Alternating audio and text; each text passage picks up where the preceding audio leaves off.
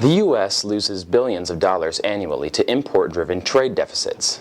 In many cases, foreign countries and corporations buy parts of the United States economy with the profits from this deficit.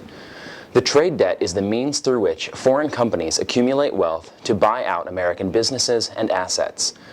In the past 30 years, over 16,500 American companies have been bought from overseas. At its initial public offering, 4% of General Motors was bought by Chinese and Arab companies and wealth funds. That percentage is sure to grow in coming years. Chrysler is now 20% owned by Italian carmaker Fiat. Foreign companies promote insourcing by buying factories in America for final assembly of their products. The profits made here do not stay here. They go overseas to enrich other nations. The lost profits are compounded by states offering incentive packages to encourage insourcing, in a desperate bid to create jobs. In the end, the United States gets a handful of jobs, often non-union and lower paying, in exchange for huge tax subsidies, paid at the expense of the American people. The United States gets a few jobs, and the foreign companies and corporations take home the profits. Local governments facing huge deficits have even had to sell parts of themselves into foreign ownership to make up budget shortfalls.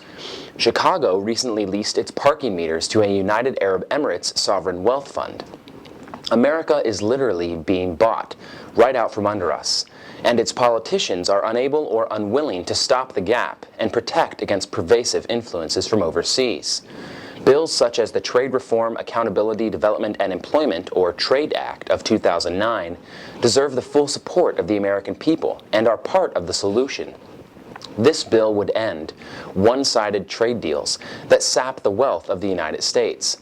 Unfortunately, it has gotten no traction in Congress, and there seems to be no political will to reverse unbalanced trade.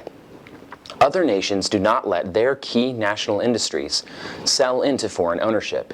The United States should strongly consider adopting a similar policy.